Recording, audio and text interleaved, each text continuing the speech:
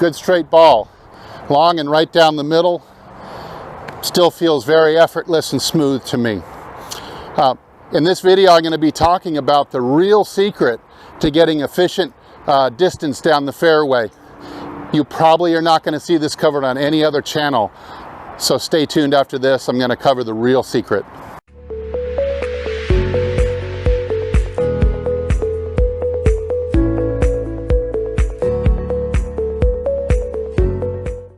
Hey everybody, I'm Steve from hititlonger.com, and if you're new to the channel, which most of you probably are at this point, I like to cover off the tee shots, getting you more power, more efficiently, more club head speed, keep it straight at the same time. If that's what you're looking for, please consider hitting the subscribe button so you can get notification of all my future videos. You'll also want to check out down in the description. I've got a couple of really cool freebies down there for you. Just go check them out, hit the links, and get them for yourself. Okay, let's get right to it. We're talking about effortless power. Now, sure, there's some factors in getting effortless power. I've covered them in other videos. Things such as, well, making a good golf swing. I mean, how obvious is that, right? That's the kind of thing you're going to see on all the other channels.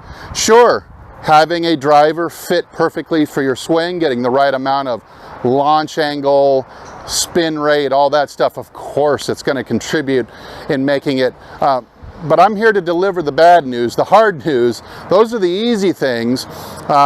Getting effortless power has to do with how high your top end is. So, for example, right now, I've been totally inactive for like the last year. I've had torn ligaments in my wrist, have not been able to swing very hard. So right now my top end is about 112 miles an hour is what I got last week. Your smooth or your effortless power is going to come at your cruising speed, which is always going to be around 5 or 6 miles an hour slower than your top speed. So if I'm at 112, that means I'll very comfortably be able to swing 106 or 107. And if you've been following my channel, you'll see that I still have no problem hitting the ball 300 plus at those speeds, anywhere between 300 and 305, even 310, 106, 107, because I've maxed out my efficiency in every other way. So that's where right now I'm, it's not much, but I can still play a great game of golf driving the ball 300 down the middle all the time. It's still a lot of fun, believe me, to do that and keep it straight. My high has been like 127, so my cruising speed would be a little over 120. That's what I've been in the past. That's the past. Right now, it is whatever I can do to still have fun. Today, however, we're going to take a look at 2018, my friend Eddie, 2018 45 and older division world long drive champion. 2019 he lost in the finals to another guy, Jeff Crittenden, who also can demonstrate effortless power with the best of them. So we're going to be taking a look at a few of Eddie's clips where he's actually not trying to compete, but he's actually in more real golf situations. Okay, so the first clip we're going to look at today, Eddie's hitting an 8-iron, just a regular casual round of golf with friends. So check this out.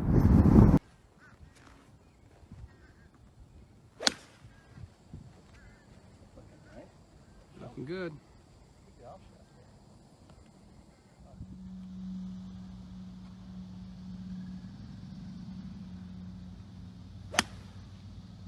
Well struck. So in there you see Eddie hitting to a par 3. Believe it or not, that's an 8-iron that he's hitting from, and his stock distance, he told me, for his 8-iron is 184. Retardedly long, right? Remember, that's not as far as he can hit it. That's far as he does hit it for the money, which means smooth enough, effortless enough to have zero loss of rhythm or balance, club face strike, distance control. That's what he would hit for the big money. 8-iron from 184. The next video we're going to look at is a loop I believe Eddie's hitting a 7-irons in this loop, and his stock distance from this is right around 200. Let's check it out.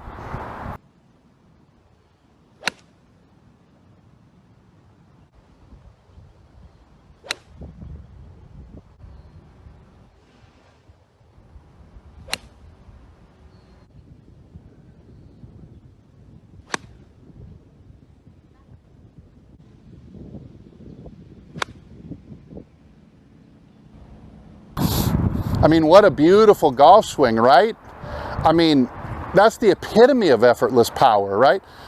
Let's move on to a couple of driver clips now. This first one we're going to take a look at is from Eddie. He's hitting balls to raise money for a charity and a tournament. So yeah, he might be stepping on it a little bit more, but this is still not his long drive competition swing. This might just be his, par 5 swing in a tournament. Let's check it out.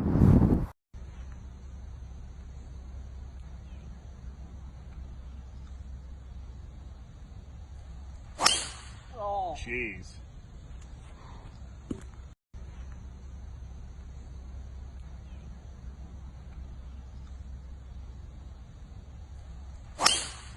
Jeez. So he's stepping on the gas a little bit more there. I'm going to estimate he probably hit that ball somewhere in the range of 380, 385. So his club head speed in that video, you're probably looking at somewhere around 142, 143, 144. Okay, the last clip we're going to take a look at is Eddie's in an actual mini tour tournament. So he's playing for cash here and playing for score, not just smashing balls brainlessly. Let's check it out.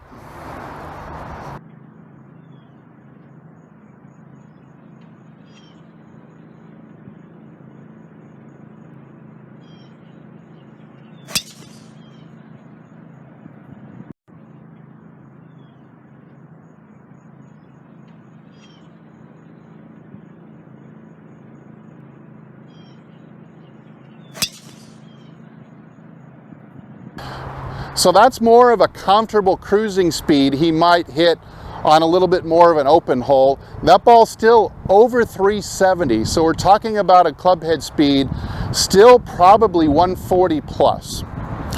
So like I told you before, I'm like 112 right now, 107.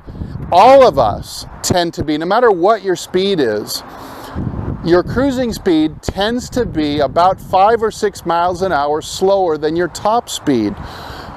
Eddie's case, his max speed is probably about 148 on his best day, 148, even 149, which means his cruising speed is going to be maybe at 142, 143, something like that.